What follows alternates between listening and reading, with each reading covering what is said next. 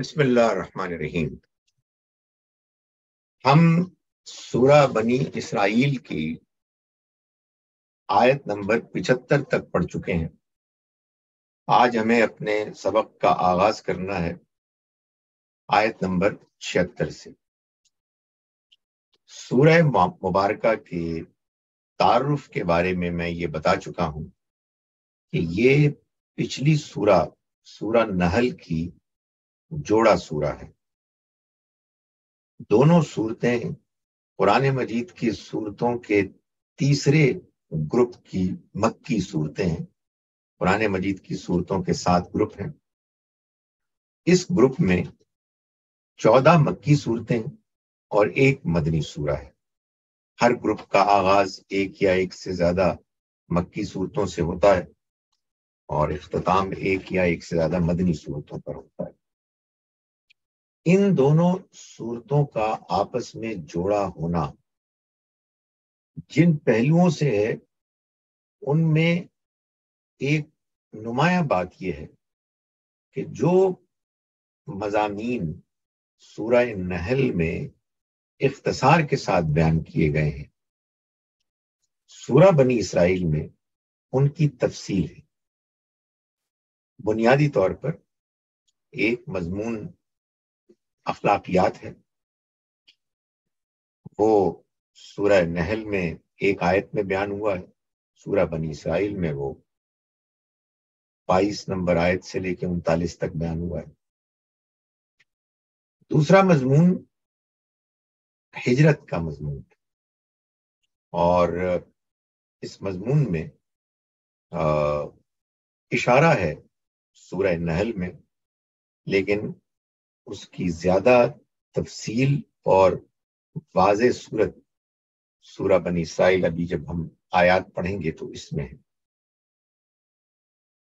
یہود سے خطاب کا اشارہ سورہ نحل میں بھی ہے، لیکن اس سورہ مبارکہ میں وہ زیادہ نمایاں ہے، ان کا بیان بہت صاف واضح انداز میں ہے۔ ظاہر ہے کہ صورتوں میں اشتراک کے علاوہ آپس میں مضامین کا فرق بھی ہوتا ہے، لیکن میں نے گزارش کی کہ ایک مضمون کے جو دونوں صورتوں میں موجود ہے وہ ہجرت کا مضمون ہے۔ دونوں صورتیں در حقیقت انذار بھی کر رہی ہیں، یعنی خبردار بھی کر رہی ہیں ان لوگوں کو کہ جو انکار کرنے والے تھے کہ ان کا انجام برا ہونے والا ہے، اور خوشخبری بھی سنا رہی، یعنی تبشیر بھی کر رہی ہیں ان لوگوں کو کہ جو ایمان لائے، جنہوں نے نیک عمل کیے، کہ ان کے لیے اللہ کے ہاں اجر عظیم۔ مرحلہ اتمام حجت کا ہے، انذار وارن کرنا، انذار عام سبھی لوگ جو موجود ہیں ان کو خبردار کرنا، اور پھر اتمام حجت کو تمام کرنا۔ یہ سورہ مبارکہ معلوم ہوتا ہے کہ اتمام حجت میں بھی اس مرحلے میں ہے کہ جب معلوم ہوتا ہے کہ ہجرت بہت قریب ہے۔ چنانچہ ہم آج اس سبق میں اس مضمون کو دیکھیں گے۔ اعوذ باللہ من الشیطان الرجیم، بسم اللہ الرحمن الرحیم۔ وَإِن كَادُوا لَيَسْتَفِزُّونَكَ مِنَ الْأَرْضِ، یہ آیت نمبر 76 ہے۔ اور قریب ہے یہ کہ لَيَسْتَفِزُّونَكَ مِنَ الْأَرْضِ، آپ کے قدم اس سرزمین سے اکھاڑ دیں۔ الارض یعنی یہ سرزمین، مکے کی سرزمین۔ یہ عربی زبان میں بھی اور قرآن میں یہ بڑا عام اسلوب ہے کہ الارض بول کر ایک خاص خطہ مراد دیا جائے۔ تو قریب ہیں کہ یہ لوگ آپ کو قریب تھے کہ آپ کے قدم اکھاڑ دیتے۔ کیوں؟ لیخرجوکا، تاکہ وہ آپ کو نکال دیں، منہا، اس میں سے۔ اتنی مخالفت کی ہے، اتنا پروپیگنڈا کیا، اتنا ستایا ہے کہ وہ ان کی کوشش یہ تھی کہ آپ کے قدم اپنے مقصد سے لڑکھڑا جائیں.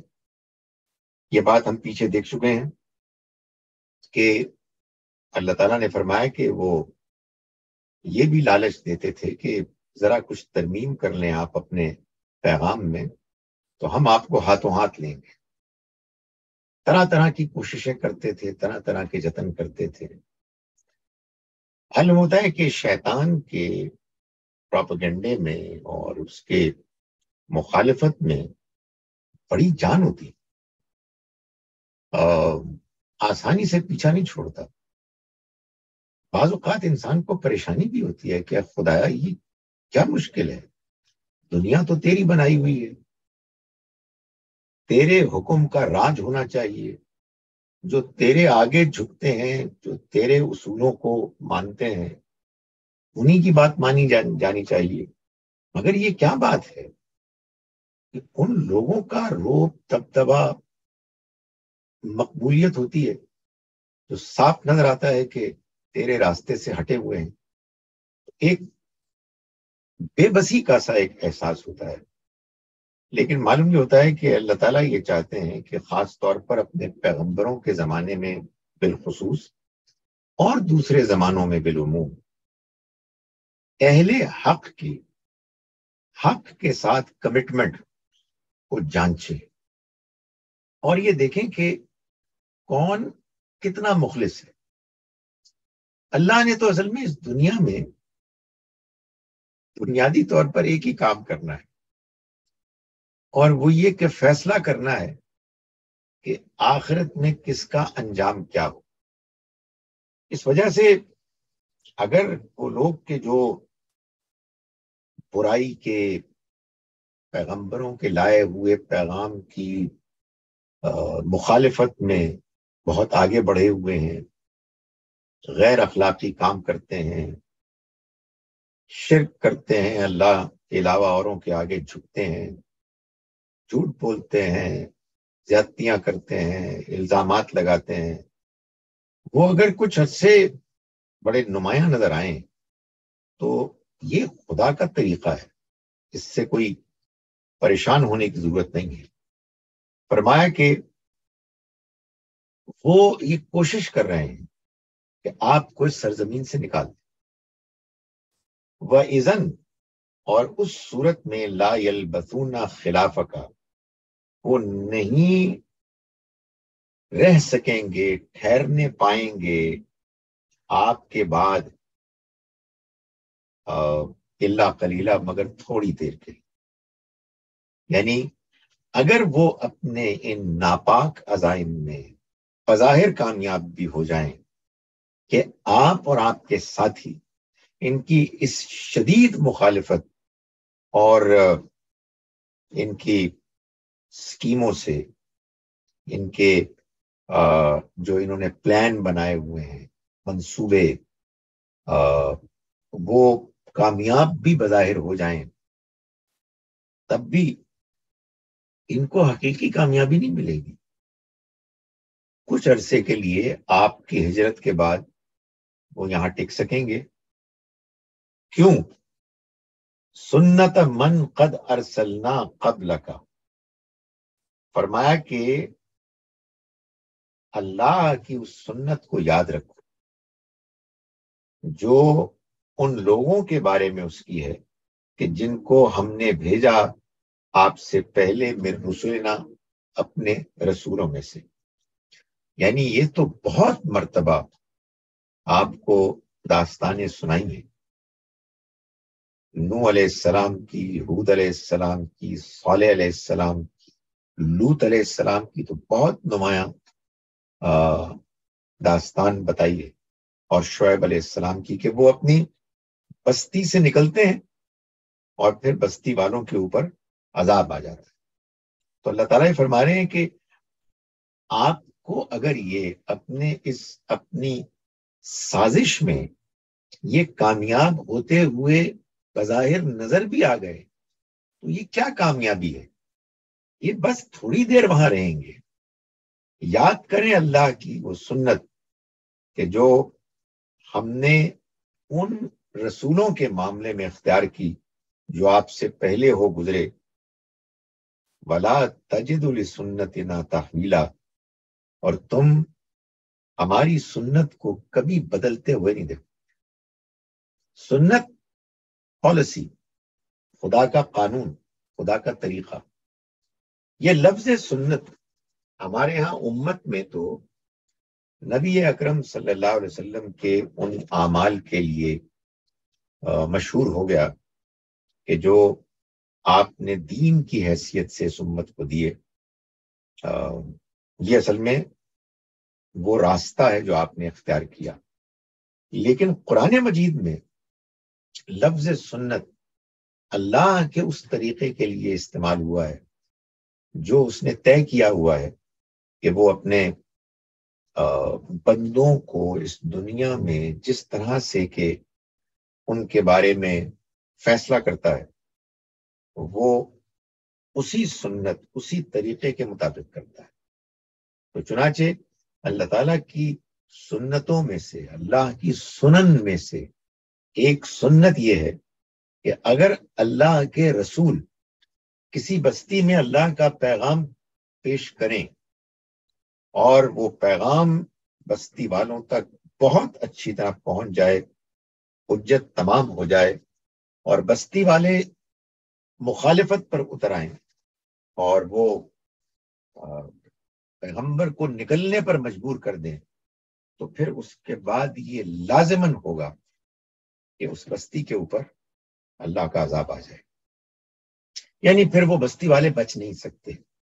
معلوم ہوتا ہے کہ رسول کی موجودگی یہ پوری بستی کے لیے اللہ کی پکڑ کے راستے میں ایک رکاوٹ ہوتی ہے۔ پیغمبر ایک امان ہوتے ہیں قوم کے لیے۔ اگر ان کو جو ان کے لیے، بستی والوں کے لیے، قوم کے لوگوں کے لیے سر تسر رحمت ہوتے ہیں، اگر بستی والے اپنی بد نصیبی کی وجہ سے، اپنی نالائقیوں کی وجہ سے، اپنے ہدایت کے راستے سے ہٹنے کی وجہ سے ان کو نکالنے پر مجبور کر دیں، ان کے نکالنے کے درپے ہو جائیں، تو پھر اس کے بعد بستی والے بچ نہیں سکتے۔ چنانچہ یہی بات سورہ انفال میں بھی فرمائی گئی ہے کہ ہم عذاب دینے والے نہیں بن سکتے جب تک کہ آپ ان کے اندر موجود، اور ہم عذاب دینے والے نہیں بنیں گے جب تک کہ وہ استغفار کریں گے۔ یہی بات دوسرے پہلو سے یہاں بیان کی گئی کہ اگر آپ یہاں سے نکل جائیں گے تو پھر یہ آپ کے بعد بہت تھوڑا رہیں گے۔ یہ یاد کرو وہ سنت کہ جو ہم نے ان لوگوں کے معاملے میں اختیار کی جو آپ سے پہلے آئے ہمارے رسولوں میں سے، اور تم نہیں پاؤ گے ہماری سنت میں کوئی تبدیلی۔ وَأَقِمِ الصَّلَاةَ لِدُلُوكِ الشَّمْسِ إِلَىٰ غَسَقِ اللَّيْلِ وَقُرْآنَ الْفَجْرِ، اور نماز کا اہتمام کرو۔ یہ مضمون کہاں سے آ گیا؟ یہ مشکل ہوتی ہے لوگوں کو بڑی کہ قرآن مجید وہ پڑھتے ہیں تو محسوس کرتے ہیں کبھی ایک مضمون آ رہا ہے، کبھی دوسرا مضمون آ رہا ہے، اور وہ جب یہ دیکھتے ہیں تو تھوڑے سے اندر ہی اندر مایوس ہوتے ہیں کہ یہ ہمارے تو سمجھے نہیں آ رہا ہے۔ اللہ کا کلام ہم مانتے ہیں، مگر جو ہم چاہتے ہیں کہ ہمیں ملے ایسی رہنمائی کے جس کو پڑھ کر سمجھ میں آئے، دلچسپی پیدا ہو، وہ ہو نہیں پاتی۔ اور میں گزارش کروں، اس کی ایک بڑی اہم وجہ یہ ہے کہ قرآن مجید میں اللہ تعالیٰ نے جو آیات کی ایک ترتیب رکھی ہے اور آیات کے مختلف پیسیجز کے درمیان جو ربط ہے، جو نظم ہے، اس کو جب تک آپ نہیں سمجھیں گے وہ دلچسپی پیدا نہیں۔ چنانچہ یہ بات قرآن مجید کو دھیان سے پڑھنے والوں کو بار بار پڑھنے والوں کو، سوال اٹھانے والوں کو، جو غور کرتے ہیں ان سے پوچھنے والوں کو یہ بالآخر سمجھ میں آ جاتی ہے کہ اصل میں یہ جو غیر معمولی اللہ کا کلام شاہپارہ ادب ہے، اس کو سمجھنے کے لیے یہ ضروری ہے کہ ہم ان الفاظ کے معنی بھی سمجھیں کہ جو اس میں بیان ہوئے، اور وہ مضمون بھی سمجھیں کہ جو اس میں بیان تو نہیں ہوا لیکن وہ اس کلام کا لازمی حصہ ہے، جس کے بغیر بات پوری نہیں ہو سکتی۔ اور یہ کیسے معلوم ہوتا ہے؟ آیات کی ترتیب سے۔ چنانچہ آپ یہ دیکھیے کہ دشمنوں کی، کافروں کی مخالفت کا ذکر کرنے کے بعد کہ یہ تو اب آپ کو نکالنے کے در پہ ہیں، یہ تو اس وقت تک دم نہیں لیں گے جب تک کہ آپ کے پیر اکھاڑ کر اس سرزمین سے آپ کو دھکیل کر باہر نہ کر دیں۔ اس کے بعد جب یہ فرمایا کہ نماز کا اہتمام کرو، تو اس کا کیا مطلب ہے؟ اس کا مطلب یہ ہے کہ ہمیں معلوم ہے کہ یہ مرحلہ مشکل ہے، یہ آسان نہیں ہے، اور اس مشکل میں آپ کو، آپ کے ساتھیوں کو صبر کی، ثابت قدمی کی، استقامت کی ضرورت پیش آئے۔ چنانچہ اقم الصلاۃ لدلوک الشمس، نماز کا اہتمام کیجئے سورج کے ڈھلنے کے وقت سے۔ سمجھ میں آئیے؟ یعنی یہ اصل میں پیچھے سے اس طرح سے جوڑ رہا ہے۔ فرمایا کہ الی غسق اللیل، سورج کے ڈھلنے کے وقت سے لے کر الی غسق اللیل، رات کے ایک حصے میں، رات کے اندھیرے تک، یعنی وہ جو سورج ڈھلتا ہے اس سے لے کر رات کا اندھیرا آتا ہے اور پھر وہ غالب ہو جاتا ہے، اس وقت تک آپ نماز کا اہتمام کریں۔ وقرآن الفجر، اور فجر کے وقت کا قرآن، یعنی فجر کی نماز میں جو قرآن پڑھا جاتا ہے خاص طور پر اس کا بھی اہتمام کریں۔ یہ وقت مشکل ہے لیکن یہ وقت آپ اور آپ کے ساتھی گزار لیں گے کامیابی کے ساتھ اگر آپ لوگوں کا تعلق اللہ سے مضبوط ہوا۔ اور یہ تعلق مضبوط کیسے ہوگا؟ نماز کا اہتمام کر کے۔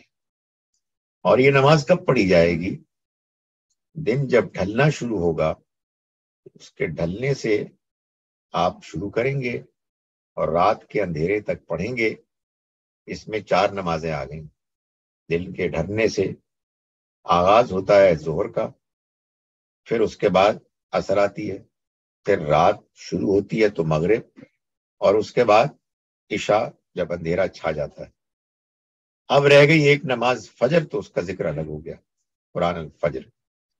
آپ کہیں گے کہ اس میں سیدھی طرح کیوں نہیں کہا گیا 5 وقت نماز پڑھیں؟ اس کا جواب یہ ہے کہ یہ بات تو معلوم ہی تھی، اس میں بتانے کی کیا ضرورت ہے؟ یعنی لوگ نماز پڑھ رہے تھے جب یہ قرآن مجید نازل ہو رہا تھا، تو ایسا نہیں تھا کہ لوگوں کو نماز کا معلوم نہیں تھا۔ بھائی نماز کا اہتمام تو پہلے دن سے ہو رہا تھا، نماز تو تمام پیغمبروں نے پڑھی۔ نماز کے بارے میں تو معلوم ہوتا ہے کہ نبی صلی اللہ علیہ وسلم کے نبوت کے اعلان سے پہلے بھی بعض صحابہ کرام پڑھ رہے تھے۔ یہاں صرف اس کے اوقات کا ذکر کر دیا، اور اس کی وجہ یہ ہے کہ نمازیں کتنی ہیں، وہ کون سی ہیں، ان میں کیا رکعتوں کی تعداد ہے، یہ سب تو پہلے سے لوگوں کو معلوم تھا۔ ہاں البتہ یہ بات واضح کرنی، ایمفسائز کرنی ضروری تھی کہ دیکھو بات یہ ہے کہ یہ جو نماز ہے نا، یہ دن کے مختلف اوقات میں اللہ تعالیٰ نے تمہارے لیے پڑھنی لازم کی۔ یعنی مطلب یہ ہے کہ اللہ کی اس کائنات میں، تمہارے گرد و پیش میں جو نشانیوں کا ظہور ہوتا ہے، کبھی اندھیرا ہوتا ہے، پھر روشنی آتی ہے، پھر سورج طلوع ہو کر اپنے عروج کو پہنچتا ہے، پھر ڈھلنے لگتا ہے، پھر ڈھلتے ڈھلتے وہ غروب کی طرف جاتا ہے، غائب ہو جاتا ہے، اندھیرا ہو جاتا ہے، اندھیرا چھا جاتا ہے۔ ان تمام اوقات میں تم اپنے اس رب کے آگے جھکو جس نے یہ دنیا، یہ کائنات بنائی ہے، اور جس نے سورج کے لیے اس کا اہتمام کیا ہے کہ وہ تمہاری خدمت اس طرح سے کرے۔ تو تم اس رب کے ماننے والے ہو، تم اس کے آگے جھکنے والے ہو۔ ان بیوقوف لوگوں کے ستانے سے زیادہ پریشان نہ ہو۔ ہمارا رب سب کچھ جانتا ہے، جو سورج کو، چاند کو، ستاروں کو، دن کو، رات کو، سب کو تمہاری خدمت میں لگائے ہوئے ہے۔ اس کے لیے کیا کوئی مشکل ہوگا کہ ان سر پھروں کو تم کو ستانے سے روک دے؟ لیکن اس کا ایک طریقہ ہے، وہ تم کو جانچ رہا ہے، وہ بھی اسی طرح سے امتحان میں ڈالے ہوئے ہے۔ چنانچہ اس مشکل وقت میں نماز پڑھو۔ فرمایا کہ وقت قرآن الفجر، فجر کے وقت قرآن پڑھنے کو خاص طور پر بیان کیا گیا۔ ظاہر ہے کہ یہ فجر کے وقت نماز میں قرآن پڑھنا ہے۔ پہلی بھی نمازوں کا ذکر ہے 4، اور اب یہ 5ویں نماز آ گئی۔ اس سے معلوم ہوتا ہے کہ فجر میں طویل قرآن مجید کی قرات ہونی چاہیے۔ اس سے معلوم ہوتا ہے کہ اونچی آواز میں ہونی چاہیے، اور معلوم ہوتا ہے کہ یہ خاص وقت ہے، کوئی شبہ نہیں ہے کہ یہ خاص وقت ہوتا ہے۔ اور فرمایا کہ ان قرآن الفجر کان مشہودا، اور فجر کی قرات جو ہے یہ کان مشہودا، روبرو ہوتی۔ کیا مطلب ہے اس کا؟ اس کا مطلب یہ ہے کہ فرشتے بھی حاضر ہوتے ہیں، اور ان کی بھی حضوری کی وجہ سے ایک کیفیت پیدا ہو جاتی ہے۔ قرآن کو پڑھتے ہوئے، قرآن کو سنتے ہوئے اللہ کے قرب کی کیفیت پیدا ہو جاتی ہے، ایک انسان کے اوپر اطمینان کی کیفیت پیدا ہو جاتی ہے۔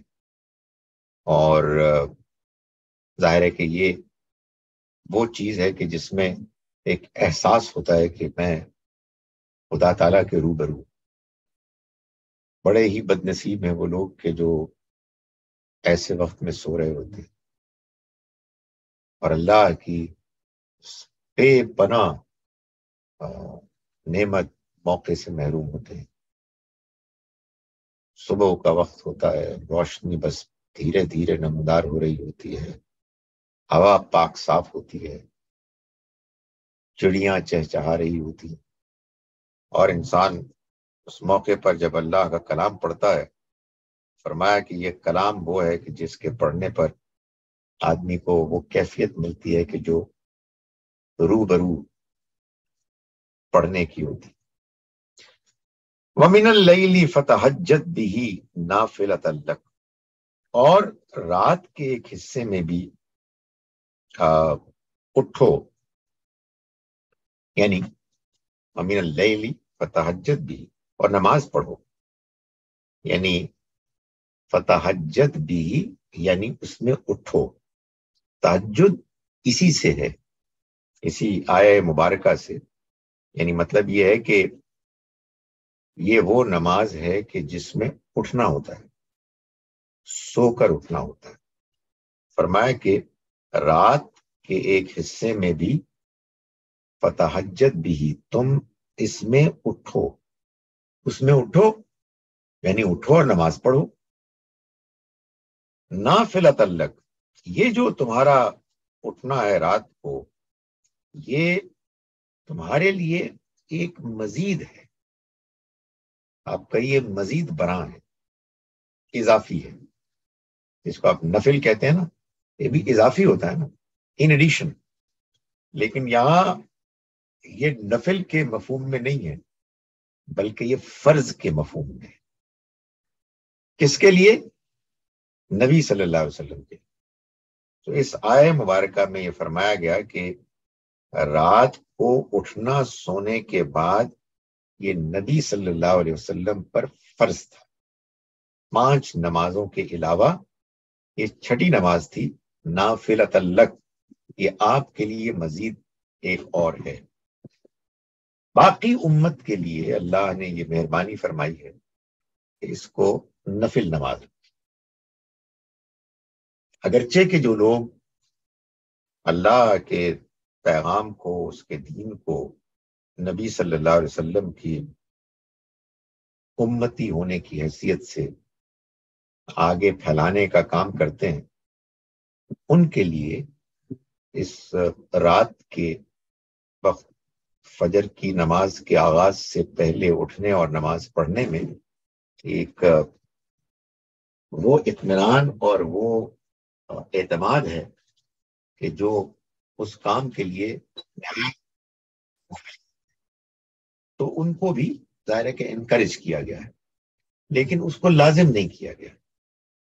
لوگوں کو شوق تھا، بہت سے لوگ اٹھتے تھے. قرآن سے سورہ مزمل سے معلوم ہوتی ہے یہ بات، اور یہی معلوم ہوتا ہے کہ لوگوں کو اتنا شوق تھا کہ جو اٹھ نہیں سکتے تھے تو حضور نے ان کے اطمینان کے لیے ان کو کہا کہ تم عشاء کے بعد پڑھ لیا کرو. تو یہ آپ کی وتر کی نماز، یہ وہی نماز ہے.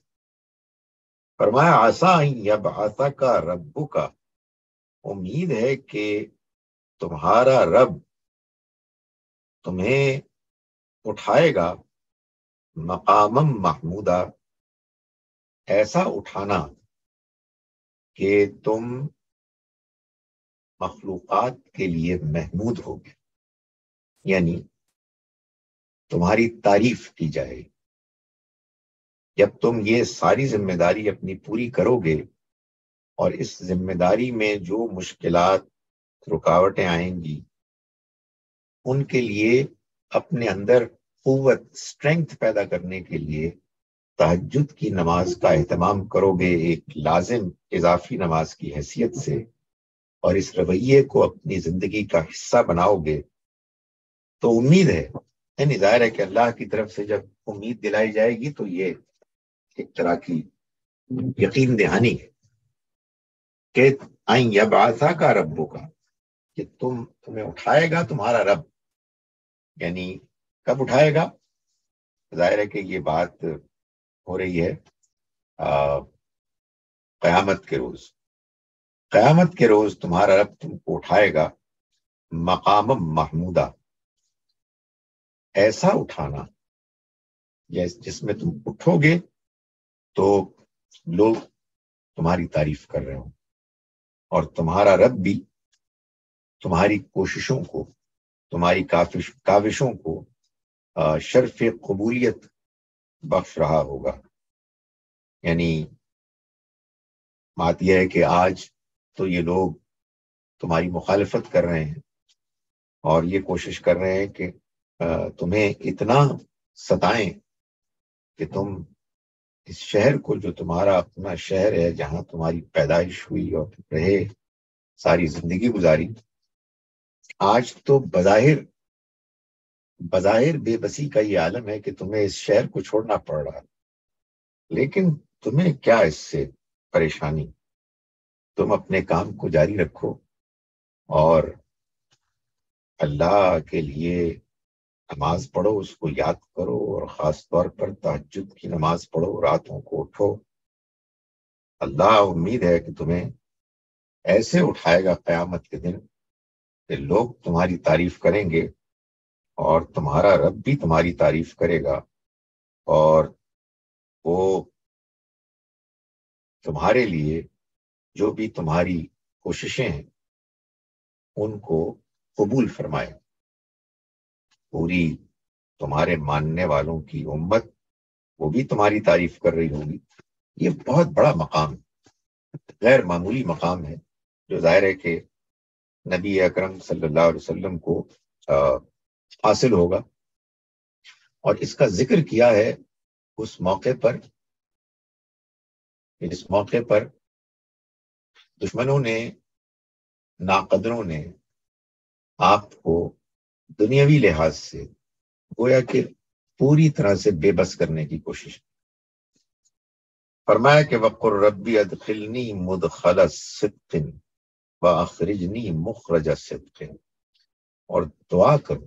قل کہو یعنی دعا کرو، دعا کرتے رہو کہ اے میرے رب مجھ کو جہاں داخل کرنا ہے اس طرح داخل کر کہ وہ عزت والا داخل کرنا ہو، اور جہاں سے نکالنا ہے اس طرح نکال کہ وہ عزت کا نکالنا. ربی ادخلنی مدخل صدق، جہاں داخل کرنا ہے وہاں ایسے داخل کر کہ جو عزت والا ہو، اور جہاں سے نکالنا ہے وہاں سے ایسے نکال کہ جو عزت والا نکالنا ہے. اس سے معلوم ہوا کہ یہ تو نہ صرف یہ کہ ہجرت کی خبر دے دی، اللہ تعالیٰ جب اپنے بندوں کو بالعموم اور خاص طور پر اپنے پیغمبروں کو بالخصوص دعا کے لیے کہتا ہے، اس کا مطلب یہ ہوتا ہے کہ اب یہ ہونے والا ہے، یہ دعا قبول ہو جائے گی. پیغمبر کی دعا کو اللہ تعالیٰ نہیں چاہتے کہ ٹکرائیں، اور اگر خود اللہ اپنی کسی اسکیم کے لیے پیغمبر سے دعا کرواتا ہے تو پھر وہ طے شدہ بات ہوتی ہے. ایسی ہی ایک دعا تھی جو ابراہیم اور اسماعیل علیہ السلام نے اللہ کے گھر کی تعمیر کرتے ہوئے ایک اسی شہر میں پیغمبر کے آنے کے لیے کی تھی. یتلو علیہم آیاتی ہی، جو ان کے سامنے اس کی اللہ کی کلام کی آیات پڑھ کر سنائیں، وَيُزَكِّيهِمْ، اور ان کا تزکیہ کریں، وَيُعَلِّمُهُمُ الْكِتَابَ وَالْحِکْمَةَ، اور اس کے لیے وہ کتاب، قانون اور حکمت کی تعلیم. تو یہ اسی طرح کی دعا ہے کہ معلوم ہوتا ہے کہ اب ہجرت آیا ہی چاہتی ہے، راؤنڈ دا کارنر. اور اس میں صرف یہی نہیں بتایا کہ عزت کے ساتھ یہاں سے نکلنا ہوگا. یہ تو چاہیں گے کہ اللہ معاف کرے قتل کر دیں، ان کے تو یہ ناپاک عزائم، مگر انہیں کیا معلوم کہ یہاں سے نکلنا ہوگا عزت کے ساتھ. اور یہ بھی بتا دیا کہ ٹھکانے کا بھی بندوبست ہے. جہاں داخل کرنا ہوگا اللہ کو تو وہ داخل کرے گا عزت کے ساتھ. وَاجْعَل لِّي مِن لَّدُنْكَ سُلْطَانًا نَصِيرًا، اور تو اپنے پاس سے دے مجھے، خاص اپنے پاس سے مجھے دے وہ قوت اور اقتدار، نصیرہ، جو مددگار بن جائے. سلطان، اقتدار، نصیرہ، جو مددگار ہو. یعنی یہاں سے اب میں نکلا ہوں، اب ایک جانب یہ بتا دیا کہ یہ نہیں بچیں گے، اور دوسری جانب یہ بتا دیا کہ وہاں کامیابی حاصل ہوگی، اور اللہ تعالیٰ کی طرف سے اقتدار ملے گا، اور اللہ کے دین کے مطابق ایک معاشرہ قائم ہوگا، اور اس کے احکام کے نافذ کرنے کے لیے ماحول سازگار ہوگا، موقع ملے گا. فرمایا کہ وَقُلْ جَاءَ الْحَقُّ وَزَهَقَ الْبَاطِلُ، اور اے پیغمبر آپ یہ کہہ دیں، اس کا اعلان کر دیں کہ جاء الحق، حق آ گیا، وَزَهَقَ الْبَاطِلُ، اور باطل مٹ گیا. ان الباطل کان زہوقا، اس لیے کہ باطل یہ تو تھا ہی مٹنے والا، اس کا تو انجام ہی مٹنا تھا. چنانچہ ایسا ہی ہوا. یعنی نبی صلی اللہ علیہ وسلم فتح مکہ کے موقع پر اپنی چھڑی سے بتوں کو توڑ رہے تھے اور یہ آیت پڑھ رہے تھے. قل جاء الحق وزهق الباطل ان الباطل کان زہوقا۔ خدا تعالیٰ کے جو کام ہیں وہ ہو کے رہتے ہیں، لیکن خدا تعالیٰ کے کام اچانک نہیں ہوتے، وہ ایک خاص ترتیب کے ساتھ ہوتے ہیں۔ اس دوران میں مراحل آتے ہیں، ان مراحل میں مشکلات ہوتی ہیں، ان مشکلات میں امتحان ہوتا ہے۔ تو اللہ تعالیٰ نے اس امتحان میں کامیابی کے ساتھ اس سے نمٹنے کے لیے فرمایا کہ نماز پڑھو، تہجد کی نماز پڑھو، اللہ سے دعائیں کرو، وہ ہونے والا ہے جس کا اللہ نے وعدہ کیا ہے۔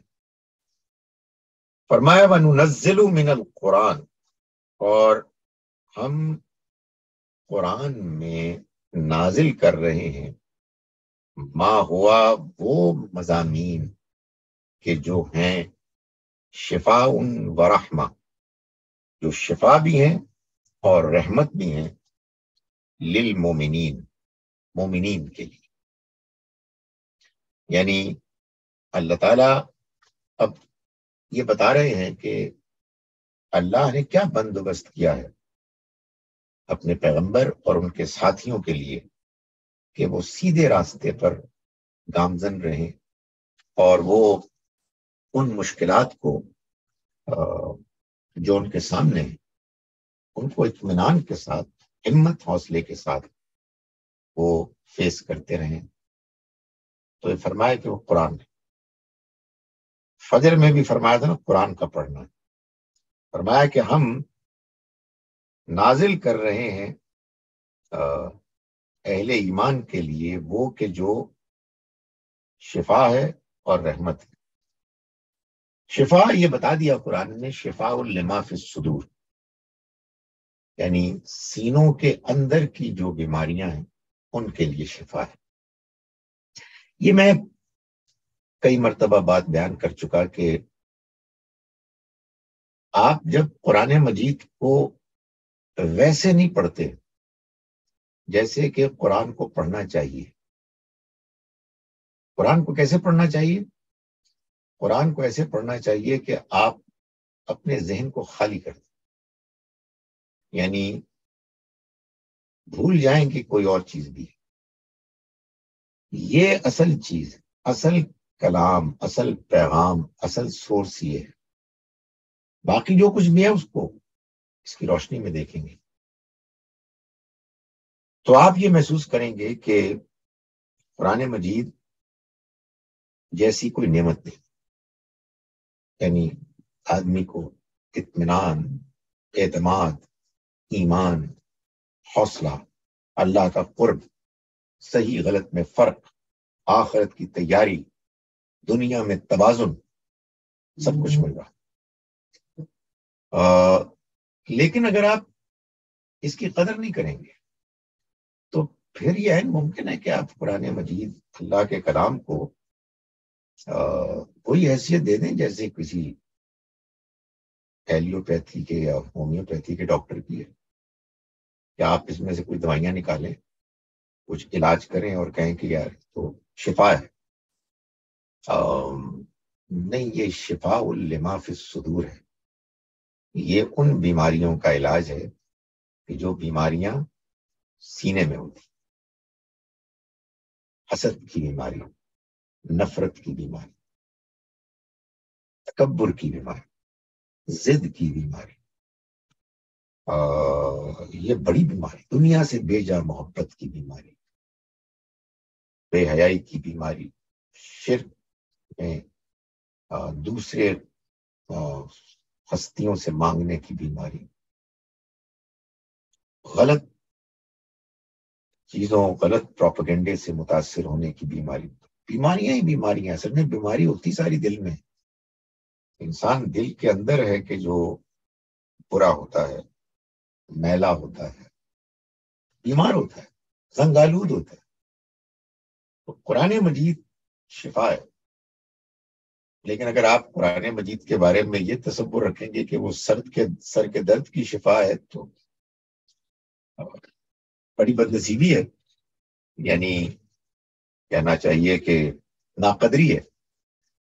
کوئی کہنے والا کہہ سکتا ہے کہ مولوی صاحب آپ کو کیا پرابلم ہے، اگر اس سے درد بھی دور ہو جائے تو کیا مسئلہ ہے، ایڈیشنل چیز یہ ہے۔ میں آپ سے گزارش کروں کہ آپ جب اس کو سینے کی بیماریوں کے لیے بھی استعمال کریں گے اور سر کے درد کے لیے بھی کریں گے تو آپ یقین جانیے کہ سر کے دردی کے لیے کریں گے۔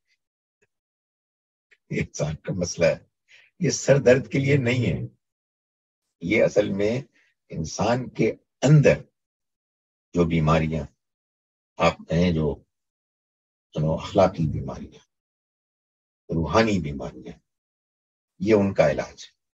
وَرَحْمَةٌ لِّلْمُؤْمِنِينَ، اور یہ مومنوں کے لیے رحمت ہے، مومنوں ہی کے لیے شفا ہے، شفاء لما فی الصدور، اور مومنوں ہی کے لیے رحمت ہے۔ رہے جو مومن نہیں ہے، وَلَا يَزِيدُ الظَّالِمِينَ إِلَّا خَسَارًا، مگر ان ظالموں کے لیے یہ ان کے خسارے ہی میں اضافہ کر رہا ہے۔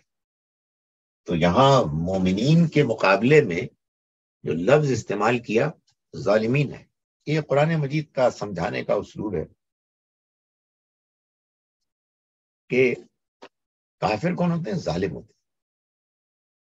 ظالم کون ہے؟ انفیئر، جو ظلم کرتا ہے، جو صحیح اوپینین فارم نہیں کرتا، جو اللہ کے آئے ہوئے پیغام کی قدر نہیں کرتا، اس کو وہ حیثیت نہیں دیتا کہ جو اس کی حیثیت ہے۔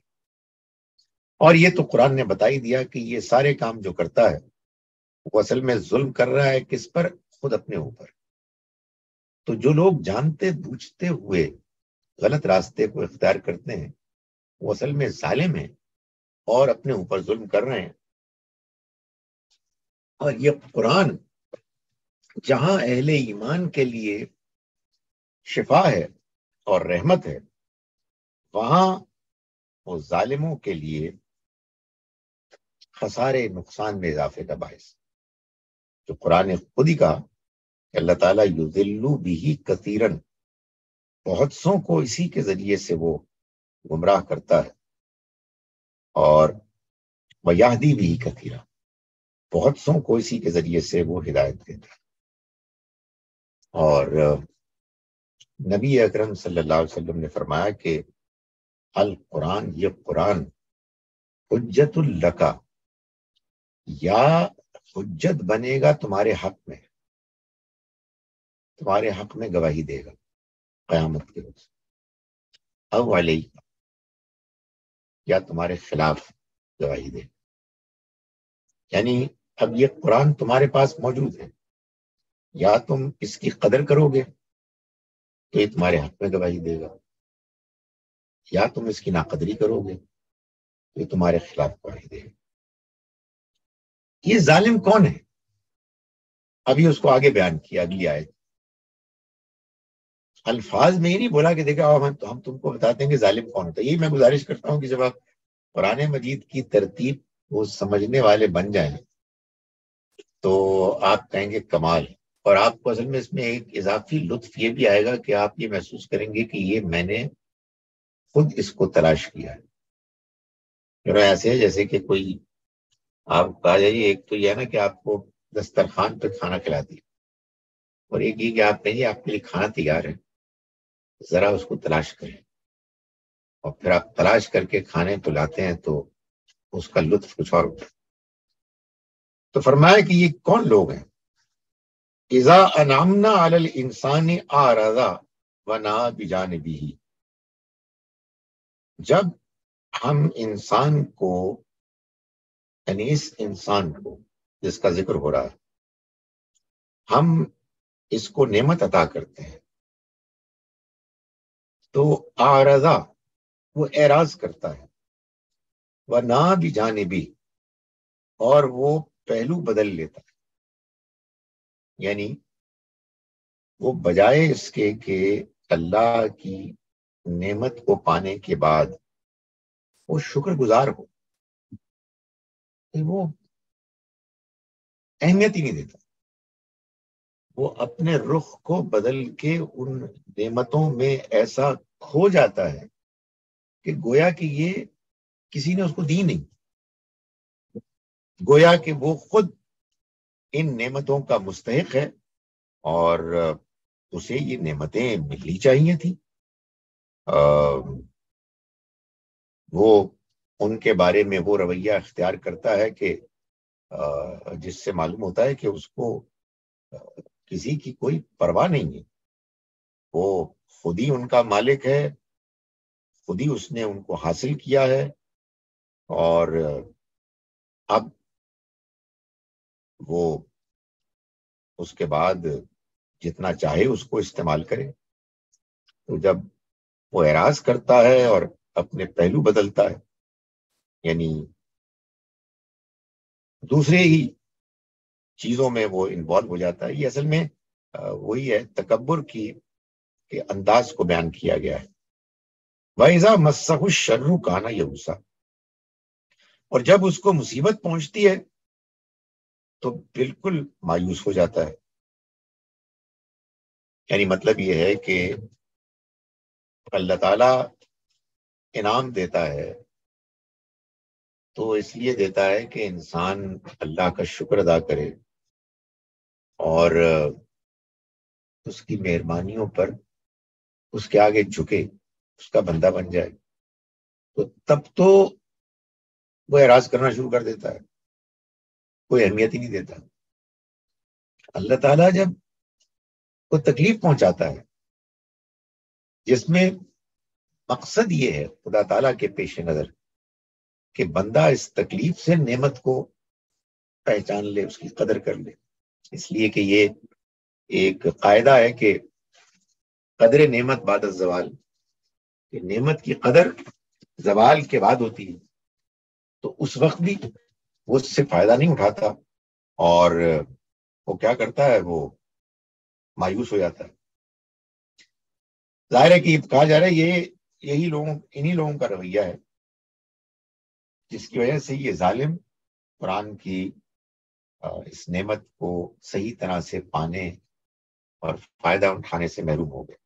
کل آپ کہہ دیجئے کلٌ یعمل علی شاکلتی، ہر ایک اپنے طریقے پر عمل کر رہا ہے۔ یہ زندگی ہے، امتحان کی جگہ ہے، ختم ہو جائے گی، لیکن اب لوگ اپنے اپنے طریقے سے جو ان کو بات سمجھ میں آئی ہے، جو انہیں یہ توفیق ملی ہے، اس کے مطابق وہ اب عمل کر رہے ہیں۔ یہ مت سمجھیے کہ توفیق ملی ہے سے مراد یہ ہے کہ اب ان کا اس میں تو کوئی قصور نہیں، یہ سر تسر اصل میں انہی کا کیا ہوا، ان کی جو شاکلہ ہے، ان کا جو طریقہ ہے، وہ ان کا خود اپنا پسند کیا ہوا۔ فَرَبُّكُمْ أَعْلَمُ، تو تمہارا رب خوب جانتا ہے، بِمَنْ هُوَ أَهْدَىٰ سَبِيلًا، کہ کون ہے کہ جو ٹھیک سیدھے راستے پر، یعنی کہ وہ امتحان لے رہا ہے تو اس نے لوگوں کو آزادی دی ہوئی ہے، لیکن اس آزادی میں کچھ لوگ ہیں کہ جو صحیح رویہ اختیار کیے ہوئے ہیں، کچھ غلط رویہ اختیار کیے ہوئے ہیں۔ ہمارا رب واقف ہے کون سا رویہ اختیار کیے ہوئے ہے، چنانچہ کس کو کیا انجام دیکھنا ہوگا، کس انجام سے دوچار۔ میں ان آیات کا ترجمہ ایک مرتبہ پھر آپ کے سامنے کر رہا ہوں۔ آج ہم نے سورہ بنی اسرائیل کی آیت نمبر 76 سے آیت نمبر 84 تک پڑھا۔ بسم اللہ الرحمن الرحیم۔ وَإِن كَادُوا لَيَسْتَفِزُّونَكَ، اور یہ تو قریب تھے کہ قدم کھاڑ دیتے آپ کے، من الارض، اس سرزمین سے، لِيُخْرِجُوكَ، کہ وہ آپ کو نکال دیں اس سے، منہا، اس سے، وَإِذًا، اور تب اگر انہیں ایسا کیا تو اس صورت میں لا یلبثون، یہ نہیں رہ سکیں گے، یعنی اس میں خلافہ کا آپ کے بعد الا قلیلا، مگر بہت تھوڑا، سنتا، یہ جو ہوگا یہ ہوگا اس سنت کی وجہ سے سنت من قد ارسلنا، ان لوگوں کے بارے میں کہ جن کو ہم نے بھیجا قبل کا، آپ سے پہلے، یعنی رسولوں کو، ان کے معاملے میں جو اللہ کی پالیسی ہے آپ اس کو یاد کریں، بے رسولنا، ہمارے رسولوں میں سے، ولا تجدوا لسنتنا، اور آپ نہیں پائیں گے ہماری سنت کو تحویلا بدلتے ہوئے۔ واقم الصلاۃ، اب یہ ہوگا تو مشکل کام، آسان تو نہیں ہے، چنانچہ آپ نماز کا اہتمام کریں لدلوک الشمس، سورج کے ڈھلنے کے وقت سے لے کر الی غسق اللیل، رات کے چھا جانے تک، وقت قرآن الفجر، خاص طور پر فجر کی نماز میں قرآن پڑھیے۔ انا قرآن الفجر، بے شک فجر کے وقت کا قرآن، یعنی اس کا قرآن پڑھنا، کانا مشہودا، وہ تو روبرو آمنے سامنے ہوتا ہے۔ ومن اللیل، اور رات میں بھی، فتہجد، تو آپ اٹھیے، بھی اس میں، نافلہ، اٹھیے اس میں یعنی نماز کے لیے اٹھیے، نافلۃ لک، یہ اضافی ہے آپ کے لیے، مزید ایک ہے آپ کے لیے، عسا، امید ہے، ان یبعثہ کا، کہ اٹھائے گا آپ کو ربو کا، آپ کا رب، مقام محمودہ، ایسا اٹھانا کہ جو تعریف کیا گیا ہوگا، آپ لوگوں کی تعریف کا مرکز ہوں گے، لوگوں کی بھی، اپنے رب کی بھی۔ وقر ربی ادخلنی مدخل صدق، اور آپ دعا کیجئے، اے میرے رب، تو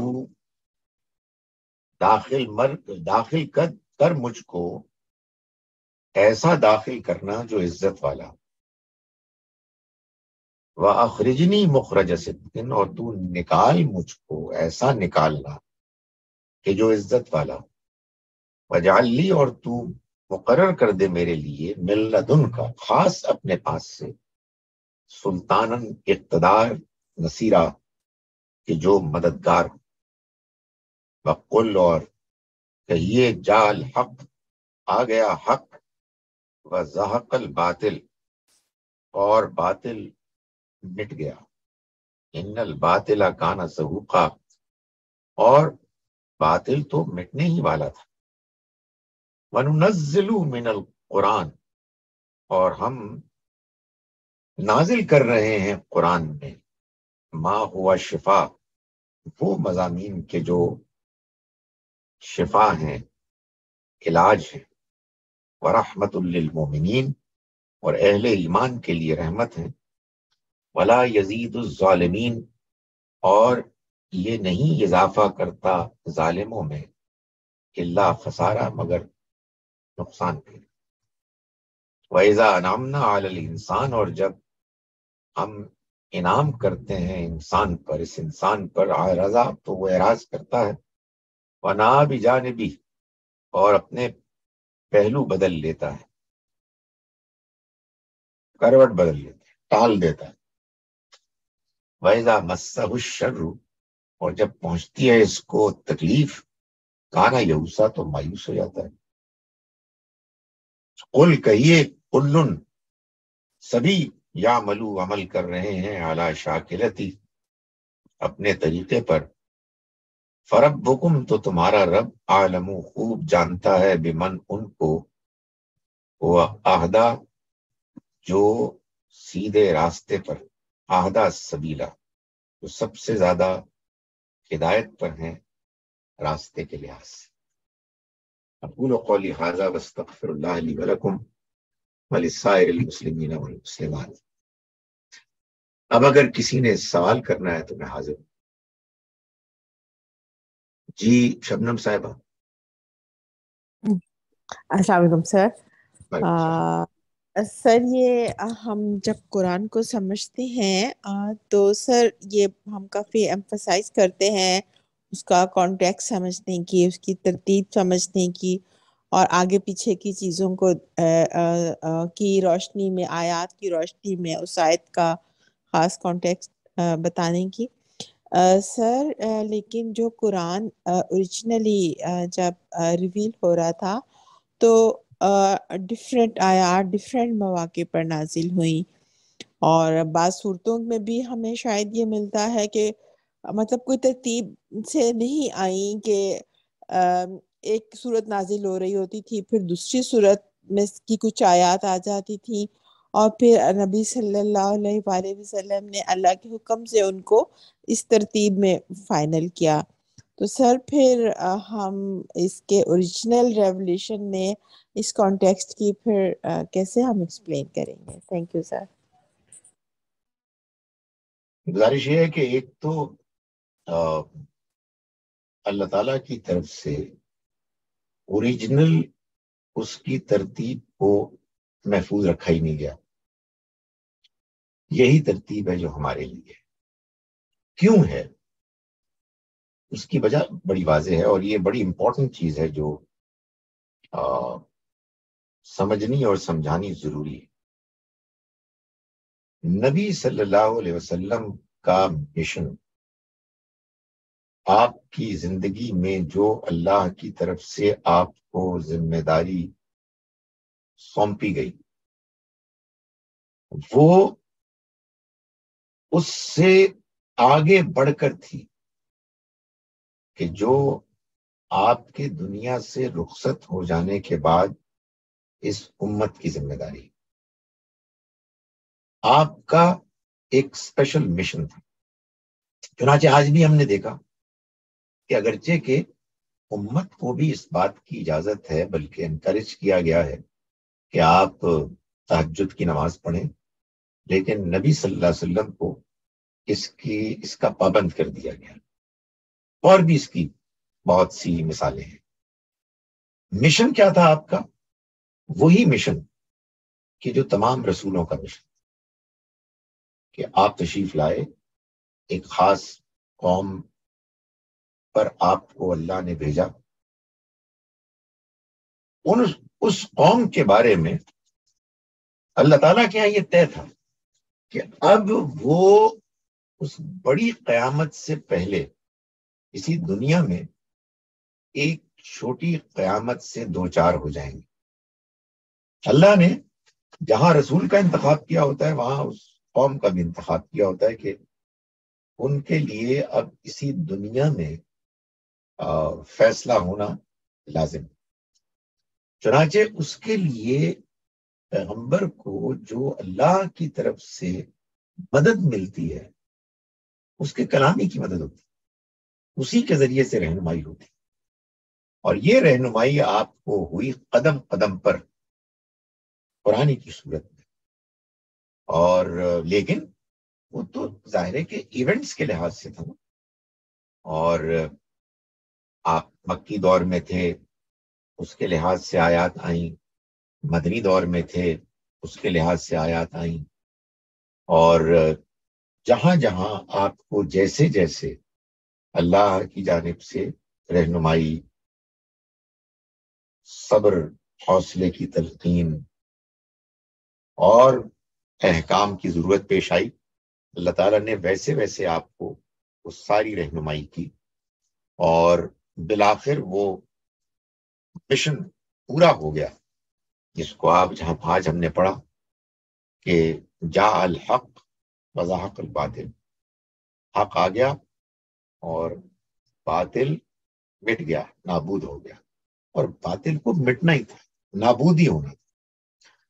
آپ اس مشن کو اکمپلش کرنے کے بعد جو اللہ کے نزدیک قیامت سے پہلے آخری مرتبہ چھوٹی قیامت کا برپا کرنا تھا، اور پھر اس کو محفوظ کرنا تھا، اسی کتاب میں جو کتاب آپ پر نازل ہوئی تاکہ آپ اپنی ان ذمہ داریوں کو پورا کریں جن سے کہ وہ چھوٹی قیامت برپا ہو۔ اب اس قرآن کو ایسے ترتیب دے دیا گیا ہے کہ وہ اس امت کے ہاتھ میں ہے، 7 سورتوں کے گروپ میں ہے، مکی مدنی صورتوں پر مشتمل، اور ہم ہر گروپ میں پڑھتے ہیں وہی چھوٹی قیامت کے برپا ہونے کے مراحل، اور انہی کے اندر ہم وہ رہنمائی بھی پاتے ہیں جو رہنمائی سبھی انسانوں کے لیے ہے، ہمارے لیے بھی ہے، دوسروں کے لیے بھی ہے۔ اس میں دونوں پہلو ہیں، ہمارے لیے ہدایت بحیثیت امت، ہمارے لیے ہدایت بحیثیت فرد، اور اس چھوٹی قیامت کی داستان، اس کا بیان کہ جو نبی صلی اللہ علیہ وسلم کے موجود ہوتے ہوئے تو عملاً ہو گئی، ہم صرف اس کے ذریعے سے تذکیر کرتے ہیں۔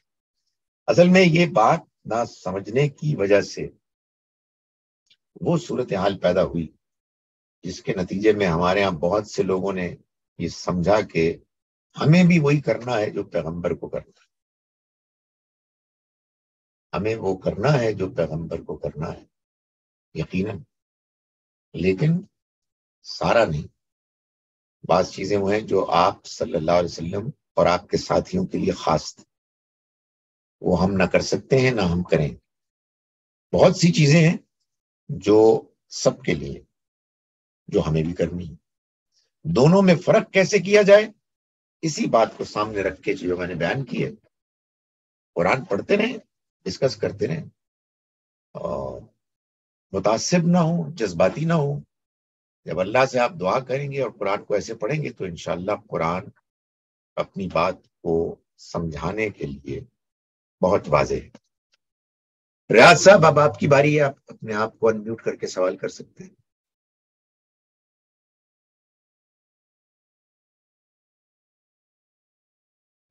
انمیوٹ سر السلام علیکم۔ جناب۔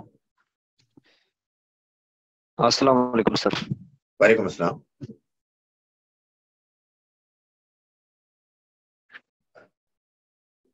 سوال پوچھیے۔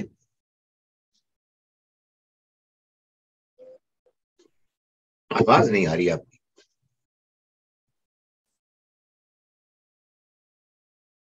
آواز آئے بغیر تو سوال کا جواب میں نہیں دے سکتا۔ جی جناب پوچھیے۔ نہیں، لکھ دیجیے آپ پھر۔ دوسرا طریقہ یہ ہے کہ آپ نے سوال لکھا اور اس کو میں پڑھ لیتا ہوں، اور اس دوران میں شبنم صاحبہ فرما رہی ہیں کہ مجھے ایک اور سوال کرنے کا موقع دے دیا جائے، کر لیجئے۔ اس کے بعد عائشہ صاحبہ کا سوال آ جائے گا، اس دوران میں آپ لکھ دیں، پھر میں آپ لکھے ہوئے سوال کو پڑھ لوں گا۔ جی شبنم صاحبہ۔ Thank you sir. سر یہ مجھے ہیلووین کے فیسٹیول کے بارے میں تھوڑا آپ سے پوچھنا تھا۔ سر اب تو یہ ایک طرح سے فن فیسٹیول بن چکا ہے انٹرنیشنلی، لیکن سر ہمارے جو زیادہ تر اسکالرس ہیں وہ اس کے اوریجن کے بارے میں یہی رائے رکھتے ہیں کہ جی یہ ایول اسپرٹس کو اس سے پناہ مانگنے یا انہیں پلیز کرنے کے لیے اس کی ابتدا ہوئی، اور سر اس سال تو وہ نیشنل لیول پہ سعودی عرب میں منایا گیا، تو سر اس معاملے میں ہمارا رائٹ رویہ کیا ہونا چاہیے؟ Thank you sir. دیکھیے، یہ میری انڈرسٹینڈنگ، اور مجھے اجازت دیں کہ ناقص انڈرسٹینڈنگ یہ ہے کہ یہ جو ہمارے ہاں ایک ٹرینڈ بن گیا ہے لوگوں میں کہ وہ بہت زیادہ فلسفی بن جاتے ہیں اور وہ باتیں کرنے لگتے ہیں کہ جو باتیں شاید ان کا کہا نہیں گیا۔ کوئی بات کیسے شروع ہوئی، کہاں سے شروع ہوئی؟ ابھی میں کل ہی کسی سے بات کر رہا تھا، انہوں نے مجھ سے ایک سوال کیا جی کہ یہ جو لفظ ہے نکاح، یہ اصل میں اس کا کیا مطلب ہے؟ میں نے کہا چھوڑیے پر اس کا کیا مطلب ہے؟ نکاح کا جو مطلب اب ہم جانتے ہیں اس پہ بحث کرتے ہیں، وہ کہاں سے آیا ہے؟ ہو سکتا ہے کہ آپ اس پر غور کریں تو بہت شرمندگی ہو آپ کو بھی، مجھ کو بھی۔ وہ ماضی ہے، اب کوئی اس کو پوچھتا بھی نہیں ہے۔ اب تو یہ لفظ جس طرح استعمال ہو رہا ہے بس اس کو اسی مفہوم میں لینا ہے۔ آپ دیکھیے نام ہے صحابہ کرام کے بہت سے، تو ان کے آپ نہیں ہو مطلب کیا ہے؟ یہ کوئی ضرورت نہیں مطلب کا بھائی۔ وہ طلحہ شاید کسی جھاڑی کا کسی پودے کا نام ہے، مگر اس سے کیا فرق پڑتا ہے؟ بالکل اسی طرح سے یہ آپ نے صحیح فرمایا کہ یہ جتنے بھی فیسٹیولز ہیں ان میں اگر کوئی چیز شرک ہے یا بد اخلاقی ہے تو ہم اس میں شامل نہیں ہوں۔ باقی سچی بات یہ ہے کہ اپنے آپ کو دنیا سے کاٹ کے آپ کوئی نئی دنیا نہیں بنا سکتے۔ اسی دنیا میں رہ کر اللہ کے اصل پیغام کا آپ کو لوگوں کو تعارف کرانا ہے۔ وہ مشکل یہ ہے کہ اللہ کا پیغام کیا ہے اس کو ہمارے ہاں بہت سے لوگوں نے اتنا بڑھا دیا ہے کہ معلوم ہوتا ہے کہ آپ اس دنیا میں اسی صورت میں رہ سکتے ہیں کہ جب سب سے کٹ جائیں۔ نہیں، کٹنے کی بھی ضرورت پیش آ سکتی ہے، آپ خود نہ کٹیں۔ آپ نے اللہ کی توحید پر رہنا ہے، اس کو آپ نے بیان کرنا ہے، اخلاقیات پر رہنا ہے، اس کا آپ نے پرچار کرنا ہے۔ یہ کہتے کہتے آپ کٹ جائیں، خود نہیں کٹیں، لیکن مطلب آپ ان ہیلوئن اور اس طرح کی چیزوں میں، میری کرسمس وغیرہ میں اس سے کٹیں گے، اصل پیغام تو پہنچے گا ہی نہیں۔ تو میری اپنی میں نے گزارش کی ناقص رائے یہ ہے کہ اس معاملے میں بس یہ دیکھنا چاہیے کہ کہیں کوئی شرک تو نہیں ہو رہا اور کہیں کوئی اور بد اخلاقی تو نہیں ہو رہی۔ اس کے علاوہ اس طرح کے معاملات میں جہاں آپ خاص طور پر غیر مسلموں کے ساتھ رہ رہے ہیں یا ان لوگوں کے ساتھ رہ رہے ہیں کہ جو اب مغرب سے بہت متاثر ہو گئے ہیں، ان چیزوں میں ان سے جھگڑا نہیں کرنا چاہیے۔ اگر ابھی کوئی ماڈرن قسم کا آدمی ہے، کوئی ماڈرن قسم کی خاتون ہے، دین کا ان کو کچھ بھی نہیں پتا ہے، ان کو پہلا تعارف اسلام سے ہوتا ہے کہ جی ہیلوئن نہیں منانی، پتہ نہیں کون لوگ ہیں۔ نہیں، یہ کوئی تعارف نہیں۔ ہمارا تعارف اللہ کا کلام ہے، توحید ہے، آخرت ہے، اخلاقیات ہے، نماز ہے، قرآن ہے۔ تو ان کو آپ زیادہ نمایاں کریں۔ جی آپ عائشہ صاحب آپ پوچھئے گا۔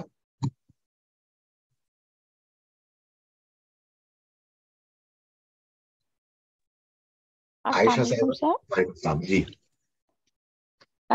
جی سر، آپ کی آواز مجھے ٹھیک سے نہیں آ رہی تھی، میری آواز آ رہی ہے ٹھیک سے؟ اچھا، یہ بڑی پریشانی کی بات ہے کہ میری آواز نہیں آ رہی۔ بالکل آ رہی ہے آپ کی آواز۔ ٹھیک، اچھا سر، ہم اس میں پڑھ رہے تھے نا کہ اللہ تعالیٰ کو فجر کے وقت جو قرآن پاک یعنی نماز میں، فجر کی نماز میں قرآن پاک کی قرات پسند ہے، لمبی لمبی صورتیں پڑھیں، آیات زیادہ سے زیادہ پڑھیں۔ خاص طور پر جی اب تو سر ٹھیک ہے جی، تو سر اگر ہم علیحدہ سے جو قرآن پاک پڑھتے ہیں فجر کے وقت، اس کا کیا مطلب اس کی امپورٹنس بھی ہوگی، یا کہ وہ زیادہ اللہ تعالیٰ کو زیادہ پسند یہ ہے کہ ہم نماز میں پڑھیں اور علیحدہ سے فجر کے وقت میں نماز پڑھنے کے بعد قرآن پاک قرأت کریں، سمجھیں اس کو، اس پہ تدبر کریں، فوکس کریں؟ دونوں ہی چیزیں ہیں۔ بات تو اصل میں نماز کی ہو رہی ہے، لیکن ظاہر ہے کہ جب نماز میں آپ قرآن پڑھ رہے ہیں اور اس کے بعد بھی آپ کو قرآن پڑھنا ہے جو کہ اسی وقت پہ ہے، تو اللہ سے امید ہے کہ اس کو بھی وہی حیثیت حاصل ہوگی، اس لیے کہ ظاہر ہے کہ آپ نماز کے لیے اٹھے ہیں، آپ نے اس وقت کو پایا ہے جو وقت بابرکت ہے، تو نماز کے اندر بھی نماز کے باہر بھی انشاءاللہ اس کا فائدہ ہوگا۔ لیکن اصل جو یہاں بات بیان کی گئی ہے وہ فجر کی نماز میں قرآن کا پڑھنا ہے۔ اس میں بعد میں نماز کے بعد پڑھنے کا انکار نہیں ہے، اس کی نفی نہیں ہے، لیکن جو چیز بیان کی گئی ہے ظاہر ہے اس کو زیادہ اہمیت دی جائے گی۔ اور یہ جو آپ فرما رہی ہیں کہ بعد میں پڑھا جائے، سمجھ کے تدبر کیا جائے، ضرور کریں، لیکن میں صرف یہ کہنا چاہتا ہوں کہ یہ نماز کے اندر بھی سارا کام ہو سکتا ہے. آپ کہیں گے کہ آپ کو تو یاد ہی نہیں ہے اتنا قرآن، تو میں گزارش کروں کہ اب الحمدللہ اللہ تعالیٰ نے ہمیں یہ نعمت دے دی ہے جس میں اگرچہ کہ بہت سی برائیوں کے بھی امکانات ہیں، لیکن بڑی غیر معمولی اچھائیوں کے امکانات بھی سی انہی ایجادات کی وجہ سے ہیں. ان کو سامنے رکھیں، وہ پڑھیں، نیچے ترجمہ بھی ہوتا ہے اور کمال ہوتا ہے. لیکن ظاہر ہے کہ بعد میں بھی آپ قرآن پڑھ سکتے ہیں. ریاض صاحب، آپ سے آپ کا سوال سننے کا کوئی امکان ہے؟ کیونکہ آپ نے لکھا بھی نہیں ہے، معلوم نہیں شاید میری بات آپ کو پہنچی. جی آپ سوال سر کریں. السلام علیکم. وعلیکم السلام. جی پوچھیے. ہلو. جی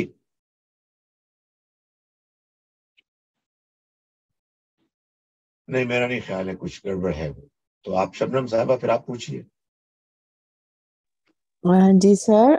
سر یہ نماز میں جو اونچی آواز میں قرآن پڑھنے کا ہے کسی جی بھی موقع پر، کسی بھی نماز میں، سر یہ کمرے میں موجود اگر اور ہر وقت ہم اکیلے میں نہیں پڑھ سکتے.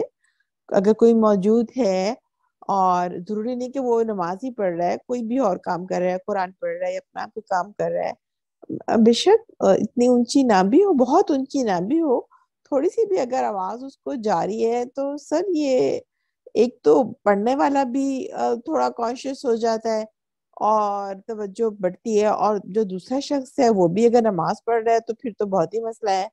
تو سر یہ پھر کیسا یہ فیزیبل ہو سکتا ہے؟ Thank you sir.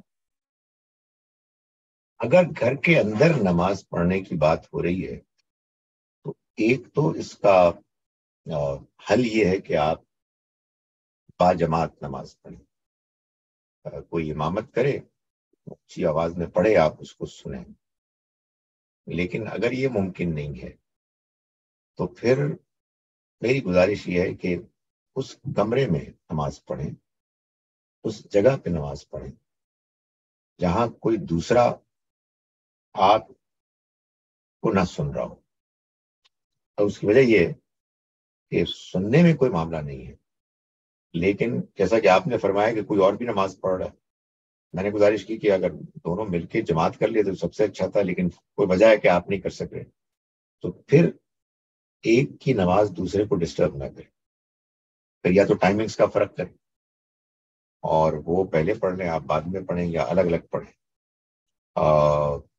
جو اس کے علاوہ لوگ ہیں، اگر کمرہ ایک ہی ہے، کوئی مجبوری ہے، ان سے ریکویسٹ کریں کہ دیکھیں پلیز 5-10 منٹ کی بات ہے، آپ خاموش رہیں، مجھے نماز پڑھنی ہے. ذرا اپنی نماز دھیمی کر دیں. اونچی آواز کا مطلب یہ نہیں ہے کہ آپ دوسرے گھروں میں بھی آپ کی آواز جائے، مطلب جتنی ایک آپ تک آواز پہنچ سکتی ہے اس میں ظاہر ہے کہ کم زیادہ بھی انسان کر سکتا ہے. میں اس موقع پر اپنے اس بے چینی کا اظہار کر رہا ہوں جو کرتا رہتا ہوں. میں خاص طور پر عرب ممالک میں، اب میں جہاں رہ رہا ہوں دبئی میں، مسجدوں میں بہت خوبیاں ہیں، بہت خوبیاں ہیں ہمارے ہاں کے مقابلے میں. ظاہر ہے ہماری مسجدیں بھی اچھی ہوتی ہیں، لیکن یہاں بہت سی چیزیں جو ہیں وہ بہت بہتر ہیں. ایک چیز سے میں تنگ آیا، تب میں بہت پریشان ہوں، اور وہ ان عربوں کی یہ عادت ہے. اپنی طرف سے تو بیچارے وہ نیکی کا کام ہی کرتے ہیں، لیکن مجھے نہیں کبھی سمجھ میں آتا کہ یہ کیا مسئلہ ہے مسلمانوں کو کہ ان کو اس کا احساس نہیں ہوتا کہ جو کچھ وہ کر رہے ہیں اس سے دوسرے کو کیا ہو رہا ہے. یعنی میں مغرب کی نماز فرض پڑھنے کے بعد 2 نفل کے لیے کھڑا ہوا ہوں اور ادھر ایک اور جماعت شروع ہو گئی اور وہ اونچی آواز میں قرآن پڑھ رہے. یعنی میرا تو جی چاہتا ہے کہ میں اونچی آواز میں ان سے پوچھوں کہ میرا کیا قصور ہے بھائی، میں تو نماز میں نے شروع کی تھی، میں آپ سے پہلے کا موجود تھا. لیکن پتہ نہیں کیا بات ہے، یہ سینس ہی نہیں ہے. مجھے اتنی پریشانی ہوتی ہے کہ مسلمانوں کو، پتہ نہیں اور لوگوں کو بھی ایسا ہی ہوتا ہوگا، کچھ چیزوں کی سینس ہی نہیں ہے کہ یار آپ سے کسی دوسرے کو پریشانی ہو رہی ہے، تکلیف ہو رہی ہے، خدا کے واسطے اس کا لحاظ کریں.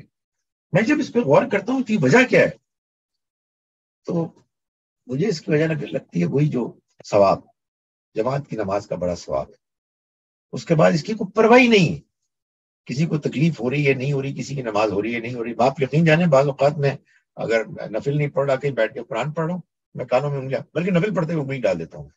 And I have no choice, اس لیے کہ بھائی میرے رب کا حکم ہے کہ نماز پڑھوں تو میں ٹھیک طرح سے پڑھوں.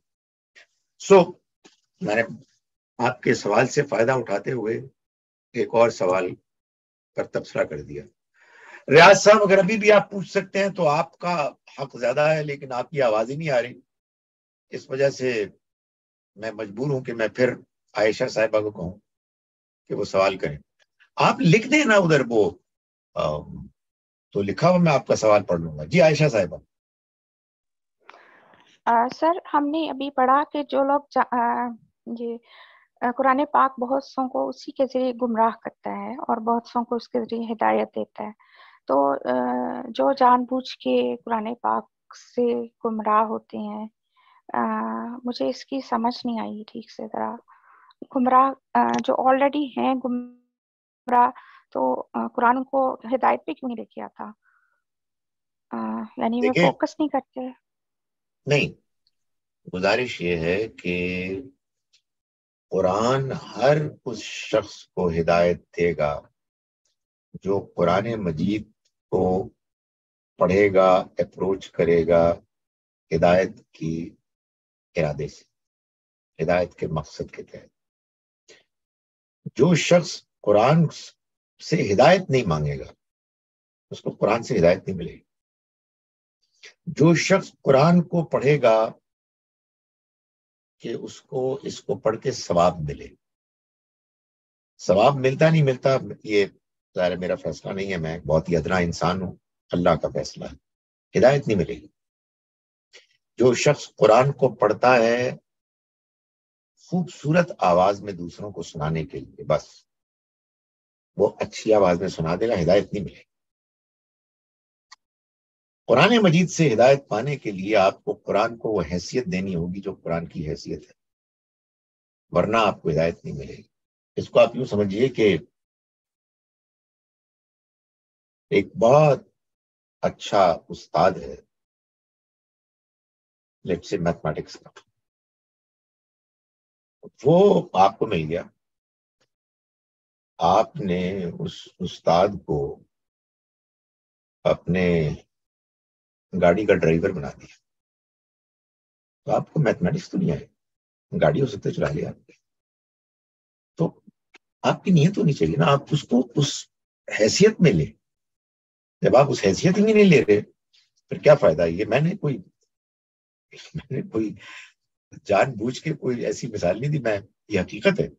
وہ کہاں غالباً مولانا اسلائی نے کہیں لکھا ہے کہ جو لوگ قرآن مجید کو پڑھتے ہیں ثواب کے لیے، اور جو لوگ فوت ہو چکے ہیں ان کے ثواب کے لیے اور ہدایت کے لیے نہیں پڑھتے، ان کی مثال ایسے ہی ہے جیسے کہ وہ کوئی شخص توپ چلائے مچھر مارنے کے لیے.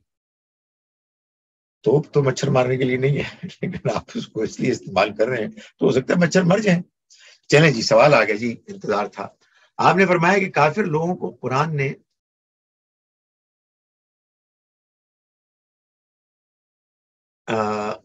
ظالم قرار دیا ہے، حالانکہ ہمیں تو یہاں بہت سارے کافر تو انصاف پسند بھی نظر آتے ہیں. اور دوسری بات، یہ درس آپ دے رہے ہو، کیا یہ درس قلم بند کہیں ہو رہا ہے کہ بعد میں تفسیر قرآن کی صورت میں ہمارے ہاتھوں میں آ جائے؟ دوسرے سوال کا جواب تو یہ ہے کہ اس سے بہتر تفسیریں پہلے سے موجود ہیں. میں تو صرف میری خواہش ہے، جب سے مجھے قرآن سمجھ میں آیا ہے کہ میں قرآن پڑھاتا رہوں. اس سے فائدہ یہ ہوتا ہے کہ میں قرآن سے خود ان ٹچ ہو جاتا ہوں، قرآن سے میں متعلق ہو جاتا ہوں. اور اب اللہ کا شکر ہے کہ یہ یہاں تک پہنچ گیا ہے، سورہ بنی اسرائیل تک، جو آپ سمجھیے کہ تقریباً آدھا قرآن ہو گیا ہے. تو اللہ سے دعا ہے کہ میں پورے کا پورا قرآن اسی طرح سے پڑھا کر ریکارڈ کر دوں. یہ بات کہ کوئی ترجمہ تفسیر لکھوں، سچی بات ہے میں اس معاملے میں بڑا نکما استاد بھی ہوں اور میں نالائق بھی ہوں. ابھی تک مجھے میرے اس میں نہیں آئی، ذہن میں نہیں آئی. کوئی اگر اس طرح سے سوچتا ہے تو یعنی کوئی مدد کرنے کے لیے تیار ہے تو اس پر غور ضرور کیا جاتا ہے، لیکن بڑا لمبا پروجیکٹ ہے. آپ نے فرمایا تو میں اس کے بارے میں سوچتا ضرور، لیکن بہت اچھی تفاسیر کی موجودگی میں شاید سادہ انداز میں قرآن کو بیان کرنے کی ضرورت ہے. ظاہر ہے کہ میں اس کا تو ضرور قائل ہوں کہ چونکہ زبان بدلتی رہتی ہے ہر 10 15 20 سال کے بعد، اس لیے انہی باتوں کو چاہے ایک نئی زبان میں بیان ہونا چاہیے، بلکہ یہ بھی ہے کہ نئے نئے مضامین بھی سامنے آتے ہیں. پہلے سوال کا آپ کا جواب یہ ہے، غالباً شاید آپ سے اس موضوع پر پہلی مرتبہ گفتگو ہو رہی ہے. کافر قرآن مجید سے معلوم ہوتا ہے کہ وہ شخص ہے کہ جس کو اللہ کے پیغام کی سچائی معلوم ہو گئی. میں پہنچ گئی بھی کہہ سکتا تھا، وہ بھی ٹھیک ہے، لیکن لوگ پہنچ گئی سے غلط فہمی کا شکار ہو جاتے ہیں کہ پہنچ تو ہر جگہ گیا. نہیں، پہنچ نہیں گیا، انہیں معلوم ہو گیا، اور پھر وہ انکار کرتے ہیں اس کی مخالفت کرتے ہوئے. وہ لوگ ہیں کہ جو کافر ہیں. اور سورہ بینہ میں اللہ تعالیٰ نے فرمایا ہے، سورہ نمبر 98 کی آیت نمبر 6 میں، اولئک شر البریہ، وہ بدترین مخلوق ہے. ہمارے مسلمانوں نے ایک بہت بڑی، جہاں اور بہت بڑی زیادتیاں کی ہیں، ایک بڑی زیادتی یہ بھی کی ہے کہ ہم نے کافر کا ترجمہ کر دیا غیر مسلم. نہیں نہیں نہیں، یہ بالکل ٹھیک نہیں. قرآن سے معلوم ہوتا ہے کہ مسلمان بھی کافر ہو سکتے ہیں اور غیر مسلم بھی کافر ہو سکتے ہیں. قرآن مجید نے یہ بتایا کہ سارے منافق مسلمان تھے، کلمہ پڑھتے تھے، اور سارے منافق کافر تھے، یعنی اندر سے انکار کرتے تھے. قرآن سے معلوم ہوتا ہے کہ بعض اہل کتاب بہت اچھے تھے، راتوں کو اٹھ اٹھ کر نماز پڑھتے تھے، نیکی کا پرچار کرتے، برائی سے روکتے تھے، ان کی کوئی نیکی ضائع نہیں. سو غیر مسلم کافر نہیں ہوتے. یہی مشکل ہے. ہماری ذمہ داری ہے کہ ہم اس پیغام کو لوگوں تک پہنچائیں اپنی بساط کے لحاظ سے، اپنے امکانی حد تک. اور یہ فیصلہ کہ کون کافر ہے کون مومن ہے، یہ اللہ تعالیٰ کرے گا، وہ جانتا ہے. ہاں البتہ جب کوئی پیغمبر آ جاتے ہیں، ان کے آنے کے بعد ان کی زندگی کے آخری دور میں جا کر معاشرہ واقعی دو حصوں میں بٹ جاتا ہے، مومن اور کافر. درمیان میں بھی لوگ ہوتے ہیں، لیکن بہرحال یہ ہو جو نہیں مانتا وہ کافر ہو جاتا ہے. لیکن جب پیغمبر موجود نہ ہو تو ہماری طرح کے لوگ ہیں کہ جو پیغام پیش کرتے ہیں، اور ظاہر ہے کہ اس کو کوئی اس وجہ سے نہیں مان سکتا کہ تو بات ہی سمجھ میں نہیں آ رہی ہے. عجیب و غریب لوگ ہیں، عجیب و غریب باتیں کرتے ہیں، جیسا کہ آپ نے صحیح فرمایا کہ ان میں بہت سارے اچھے لوگ ہیں، انصاف پسند لوگ ہیں. تو میں اس کا جواب یہ دوں گا کہ جو غیر مسلموں میں انصاف پسند لوگ ہیں وہ مومن ہونے کے زیادہ مستحق ہیں. اور اگر ان کو اللہ کا پیغام صحیح طرح سے نہیں پہنچا تو وہ جس حال میں جیسا عمل کر رہے ہیں دیانتداری سے، اللہ تعالیٰ ان کے عمل کو ضائع نہیں کرے. چلیے جی، آج اتنا ہی. انشاءاللہ اگلے جمعے پھر ملاقات ہوگی. السلام علیکم ورحمۃ اللہ وبرکاتہ.